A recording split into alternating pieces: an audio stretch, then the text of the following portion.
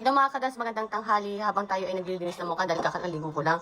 Meron pa akong gustong i-share sa inyo na tungkol sa panaginip ko kagabi. Kasi, ayan, ito ang ginagamit ko minsan. Minsan gumagamit ako ng Brilliant Leju. Pag alam ko umiitim na yung mukha ko, gumagamit ako dahil nasunog yata ng umuya ko ng Pinas. So, gamitin natin siya. Habang i-share ko lang sa inyo mga kadurns yung napanaginipan ko kasi na naman yung aking asawa, yung this is person, yung nawala kong asawa na nasa heaven na.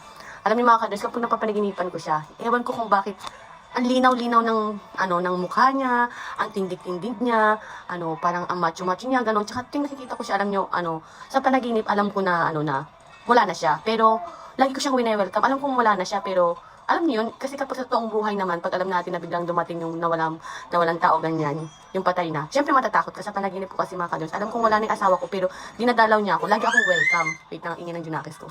So, ayun, dahil kung napapanaginipan ko siya, minsan malungkot lang ako pag napapanaginipan ko siya, malungkot ako, stress ako, saka siya dumadalaw sa panaginip ko, alam niyo yung mga kadons. Kumbaga dinadamayan niya ako, to pumpol ko, galing pa yung Pinas. So, yan. Tapos, alam niyo yung feeling na miss ko siya, yung parang grabe ako makayakap sa kanya dahil nga, sabi ko, nakita na ulit tayo, dinalaw mo ko, yung ganyan yung panaginip ko.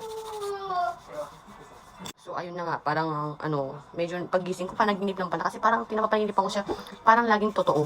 Ganun. Pero panaginip lang pala. So, ito na ang next natin yung, walang kamatayang pilik mata. Galing to sa Pinas. Ewan ko kung maganda siya. Sa Pinas ko siya binili. So, ano ka na? Parang masyado siyang makapal. Pero ganito naman talaga, makapal naman talaga. Kaya lang iba kasi yung ginagamit ko palagi. So, itry natin kung maganda talaga siya. Kasi makapal siya, mga kadons. Pasensya na kayo, initan ng Junakis ko. Sa panaginip ko na yung mga kadumukha na kumulto. Sa panaginip ko na ngayon, nagsusumbong ako sa kanya. Kung parang mayroon akong kinagalit na isang tao na sinumbong ko sa kanya. Sabi ko sa kanya, Han, tingnan mo to, nangaasar na naman. Parang binubuli na naman ako nito. Nagsusumbong daw ako sa kanya. So, sabi niya, wag mo nang pansinin yan. Sabi niya, nainggit lang yan sa'yo, sabi niya. Tapos, bakit ba mo? Kasi, basta meron yung panaginip na natuwa ko, pero hindi ko na lang yun isi-share. Kumbaga yung sa isi-share ko lang yan, kahit na nawala na yung mahal natin sa buhay, dinadalaw pa rin tayo. Totoo talaga yan, dinadalaw tayo ng mga mahal natin sa buhay. Lalo pag nakakaramdam tayo ng stress, ng lungkot. Lagi ako ganyan, lagi akong dinadalaw ng asawa ko pag nai-stress ako. Kasi di ba nung buhay pa siya, pag ako'y stress, siya lang talaga yung number one na kausap ko, syempre, asawa partner natin. So, wala nang ganon. Tsaka wala rin akong kaibigan dito, wala akong mapagsumbungan ng mga hinanakit ko, ng stress ko, wala nakakaalam kundi ako lang sa ngayon.